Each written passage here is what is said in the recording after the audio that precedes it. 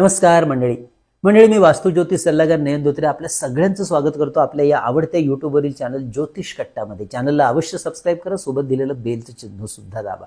आजच्या भागामध्ये राशी चक्रातल्या 10व्या म्हणजे शनीच्या मकर राशी नोव्हेंबर 2024 महिन्यातलं मासिक राशी भविष्याची आपण घेत आहोत माहिती. हे राशी भविष्य आपल्या चंद्र राशीनुसार म्हणजेच जन्म राशीनुसार असणार आहे. तसेच यामध्ये सांगितलेल्या सगळ्याच गोष्टी आपल्याला तंतोतंत लागू पडतील असं आम्हाला बिलकुल म्हणायचं नाही, कारण मंडळी आपल्या मूळ कुंडलीमधले ग्रहयोग कसे आहेत त्यानुसार दर महिन्याच्या बदलणाऱ्या या गोचर ग्रहांच्या परिणामांचे अनुभव आपल्याला मिळताना दिसतात. हे ज्योतिषशास्त्रीय सत्य पहिल्यांदा लक्षात ठेवायचं आहे.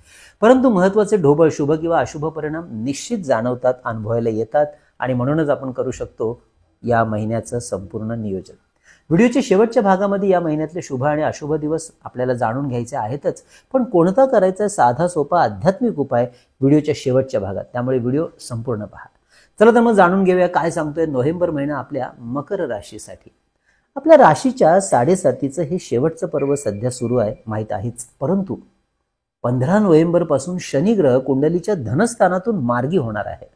याचाच अर्थ शनीच्या 7.5चा कालखंड समाप्तीच्या दिशेने मार्गक्रमण सुरू करायला लागलेला आहे. महिन्याच्या या दुसऱ्या पंधरवड्यापासून शनी 7.5चा त्रास त्यामुळेच काहीसा कमी व्हायला मदत मिळणार आहे.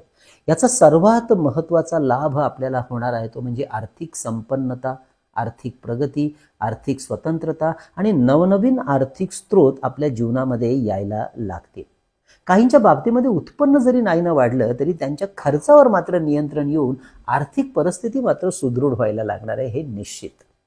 आपल्या खर्चाला आळा घालण्यास आपण बऱ्यापैकी यशस्वी होताना दिसाल, तर आपल्या बोलण्यातून आपल्या व्यक्तिमत्वाची छाप समोरच्यावर पडून नवीन नातेसंबंधामध्ये वाढ झालेली या कालखंडापासून म्हणजे या दुसऱ्या पंधरवड्यापासून दिसून यायला लागेल. आपल्या बोलण्यातील सकारात्मकता वाढून आपली लोकप्रियता त्या दृष्टीने वाढायला खूप चांगली मदत मिळेल. बरेच कामं नुसत्या आपल्या बोलण्याने, आपल्या समजवण्याने व्हायला लागतील. लोकांचा आपल्यावरील व्यवहारातील असलेला विश्वास वाढायला लागेल. आपल्या कुटुंबामध्ये परस्परांमध्ये असलेले गैरसमज दूर होऊन आपली कौटुंबिक भूमिका यशस्वीपणे पार पाडण्यात आपल्याला चांगलं यश मिळवून देणारा हा कालखंड असणार आहे. 6 नोव्हेंबर नंतर 12व्या घरात धनु राशीमध्ये येणारा शुक्र ग्रह जीवनामध्ये सुखसुविधांचा सुद्धा विस्तार करायला सुरुवात करेल. इम्पोर्ट एक्सपोर्ट क्षेत्रामध्ये कार्यरत असलेल्या आपल्या राशीच्या मंडळींना हा शुक्र ग्रह आर्थिक लाभाचे योग आपल्या कार्याच्या अनुषंगाने निर्माण करेल. नोकरदार मंडळींना याचा लाभ नोकरीत चांगल्या अर्थाने व्हायला मदत होईलच. 12वं घर हे परदेश गमनाचं घर असल्यामुळे या काळात परदेशात नोकरी करण्याच्या किंवा संधी घेण्याच्या दृष्टीने आपण अवश्य प्रयत्न वाढवू शकता. तर जी मंडळी आधीपासून परदेशामध्ये नोकरी निमित्ताने स्थायिक आहेत त्यांना आपल्या नोकरीत आर्थिक लाभाच्या नवनवीन संधी मिळतील. शुक्र ग्रह हा पंचम स्थानाचा स्वामी ग्रह असल्यामुळे आपल्या संततीच्या भाग्योदयाचा हा कालखंड असणार आहे. ज्या विद्यार्थ्यांना उच्च शिक्षणासाठी परदेशात जायचं आहे आपल्या राशीच्या, त्यांनी अवश्य या काळात आपल्या प्रयत्नांचा मात्र जोर वाढवायला हरकत नाही. नवीन नातेसंबंध, नवीन प्रेमसंबंध यामध्ये वाढ होईल. जेव्हा नवीन संबंध तयार होत असतात तेव्हा नात्यांमधील नवीन अनुभूती आपल्या जीवनामध्ये येत असते. त्याचा सुंदर अनुभव आपल्या राशीची मंडळी या महिन्यामध्ये मात्र घ्यायला लागतील. गुरु शुक्र या ग्रहांचा शुभ असा अन्योन्य योग तयार होत आहे, ज्याचा लाभ विवाह इच्छुक मंडळींना मनासारखा जोडीदार मिळवण्यासाठी होणार आहे. तर ज्यांना आपल्या प्रेमाला विवाह बंधनामध्ये अडकवायचं आहे त्यांनी निर्णय घेण्यासाठी विवाहाचा हा महिना उत्तम राहील. मात्र या सर्व शुभ परिणामांच्या बदल्यात मंगळ ग्रहाचा सूर मात्र काहीसा बदललेला आपल्या विरोधामध्ये राहणार आहे. कारण मंगळ ग्रह कुंडलीच्या 7व्या घरातून केंद्रस्थानातून कर्क राशीमधून गोचर भ्रमण करत असल्यामुळे व्यवसाय उद्योगात आपल्याला सावध राहण्याचा सल्ला हा मंगळ ग्रह देत आहे. व्यवसायामध्ये काही विपरीत घडू नये म्हणून अति दक्षता बाळगण्याची सूचना देत आहे. कारण कर्क राशीमध्ये मंगळ ग्रह नीच राशीची म्हणजे अशुभ फळं देत असतो. विशेष करून जी मंडळी भागीदारीमध्ये व्यवसाय करत आहेत त्या मंडळींनी या काळामध्ये आपल्या भागीदाराबरोबर असलेले व्यावहारिक व आर्थिक संबंध बिघडणार नाहीत म्हणून फार काळजी घेणं गरजेचं राहणार आहे. नाहीतर व्यवसायात पिछेहाट होऊन आपली आर्थिक स्थिती बिघडू शकते. विशेष करून जी मंडळी जमिनीच्या व्यवसायात आहेत तसेच इलेक्ट्रॉनिक वस्तू, मशिनरी, तांब्याच्या धातूचा व्यवसाय करत आहेत त्यांच्या व्यवसायासाठी हा मंगळ ग्रहाचा योग काहीसा अशुभ परिणाम वाढवणारा असू शकतो, तेव्हा अवश्य घ्या काळजी. हे 7वं घर वैवाहिक सौख्यासाठी सुद्धा अभ्यासलं जातं. यामुळे आपल्या वैवाहिक जीवनामध्ये चुकीच्या गोष्टींमध्ये मुळे वादळ येणार नाही याकडे आपल्या राशीच्या मंडळींनी डोळ्यात तेल घालून लक्ष द्यायचं आहे. चुकीला माफी नाही वैवाहिक जीवनात, असा हा काळ आहे. तर विवाहाची बोलणी सुरू असताना गैरसमजातून 2 कुटुंबामध्ये वादावादी होणार नाही, लग्न जुळवण्याच्या मंडळींनी लक्षात घ्यायचं आहे. त्यामुळे विवाहाच्या चर्चेमध्ये गरम डोक्याचे काही आपले नातेवाईक असतील तर त्यांना कृपया बाजूला ठेवा. तसेच महिन्याच्या पहिल्या 15 रवी ग्रहाचे तूळ या नीच राशीतून होणारं गोचर भ्रमण सुद्धा आपल्याला सावध राहण्याचा सल्ला देत आहे. मकर राशीला रवी ग्रह 10व्या घरातून म्हणजे कर्मस्थानातून गोचर भ्रमणाचं फळ देणार आहे 16 नोव्हेंबर पर्यंत. आपल्या राशीच्या 8व्या घराचा रवी ग्रह स्वामी असून त्याचं कर्मस्थानातील गोचर भ्रमण आपल्या कामातील अडचणी अचानक वाढवू शकतं. आत्ता होणारं काम लांबणीवर पडू शकतं. अशा वेळेला संयम बाळगणं आपल्यासाठी महत्वाचं राहणार आहे. स्वतःचा आत्मविश्वास कमी होणार नाही याकडे लक्ष ठेवणं तितकंच महत्वाचं आणि आवश्यक राहील. हे अवश्य आपल्याला लक्षात ठेवायचं आहे या पहिल्या 15 घराच्या संदर्भात काही कामं करणार असल्यास अवश्य लक्षपूर्वक ती करावी लागतील. तर आपल्या आई आणि वडिलांच्या आरोग्याकडे या काळात जरा जास्त लक्ष द्यायचं आहे. तसं नियोजन करून चाला. काही अप्रिय गोष्टींची बातमी या काळात आपल्या कानावर पडू शकते. असं असलं तरी 16 नोव्हेंबर नंतर लाभस्थानामध्ये होणारा बुध आदित्य शुभयोग व्यवसायातल्या अडचणी कमी करायला मदत करेल. काही सरकारी मोठी कामं मिळवण्याच्या दृष्टीने प्रयत्न केल्यास यश मिळण्याची शक्यता हा बुध आदित्य योग निर्माण करेल. नवीन ओळखी, विशेष करून सरकारी उच्च अधिकार वर्ग, राजकीय व्यक्ती, कुटुंबातील वडीलधारी मंडळी, कामाच्या ठिकाणी वरिष्ठ अधिकारी यांचं या बाबतीतलं सहकार्य चांगलं मिळेल. त्यामुळे व्यवहारातील अडचणी दूर करण्यासाठी या मंडळींचा सहयोग आणि सहभाग जर आपण करून घेत आहे तर ते उत्तम राहील. आपल्या आरोग्याचा या महिन्यातला विचार करता लो ब्लड प्रेशर, रक्तदोष, स्किन इन्फेक्शन, किडनी या संदर्भातले आजार थोडे जास्त लक्ष काळजीपूर्वक सांभाळायचे आहेत. शरीरावर शस्त्रक्रिया करण्याची वेळ जर या महिन्यात आली तर सेकंड ओपिनियन घ्यायला विसरू नका. नीच राशीतला हा मंगळ ग्रह आपल्या 4th स्थानाचा सुद्धा स्वामी ग्रह आहे. त्यामुळे या महिन्यात कुठलंही नवीन घराचं काम किंवा नवीन वाहन विकत घेण्याचे जे काही व्यवहार करत असाल तर थोडे सांभाळून करा, अशी सूचना हा मंगळ देत आहे. आणि नवीन घराच्या बांधकामात स्वतःला जातीने लक्ष घालाच.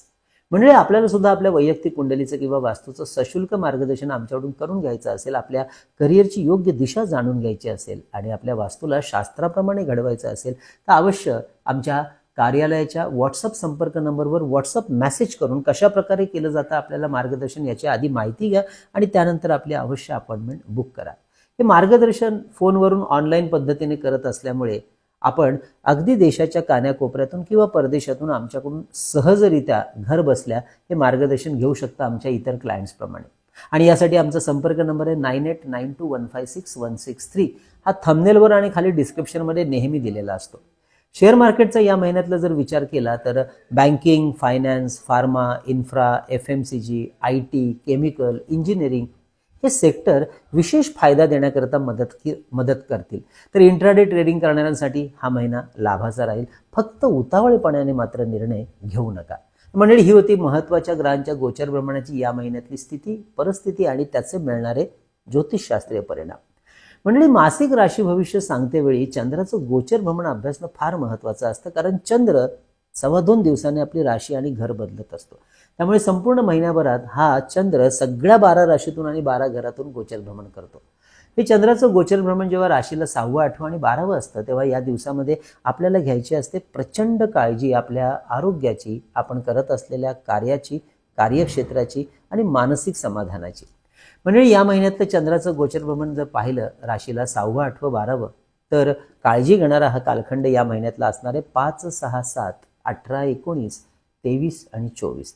त्यामुळे या दिवशी काहीही व्यवहार करत असाल तर अत्यंत सावधानतेने व्यवहार करा आणि आपलं आरोग्य सांभाळा. चंद्राचं शुभ भ्रमण या महिन्यामध्ये आपल्या राशीसाठी असणार आहे ते म्हणजे 1 ते 4, 8 ते 17, 20 ते 22, 25 ते 30 या तारखांना. त्यामुळे काही महत्त्वाच्या आणि मौल्यवान वस्तूंची खरेदी करायचे निर्णय घ्यायचे असतील, काही महत्त्वाचे निर्णय घ्यायचे असतील, गाठीभेटी करायच्या असतील तर अवश्य या तारखांचा विचार करू शकता. मंडळी, काही महत्त्वाच्या व्हिडिओची लिंक ना आम्ही नेहमी खाली प्रत्येक व्हिडिओच्या खाली डिस्क्रिप्शनमध्ये देत असतो. अवश्य ते व्हिडिओ आपल्याला उपयोगी पडतीलच, पाहायला विसरू नका. या महिन्यातले शुभ परिणाम वाढवण्यासाठी हनुमंताचा जप आहे ओम हम हनुमंताय नमः, एक माळ अवश्य पठणात ठेवा. तर हनुमान चालिसा किंवा संकष्टनाशक गणपती स्तोत्र ही दोन्ही स्तोत्र जसा जसा वेळ मिळेल तसं पठण करा. ही होती आपल्या मकर राशीची या नोव्हेंबर महिन्यातली माहिती कशी वाटली अवश्य कळवा. लाईक करायला विसरू नका आणि जास्तीत जास्त लोकांपर्यंत हा व्हिडिओ शेअर सुद्धा करायला अवश्य आम्हाला मदत करा.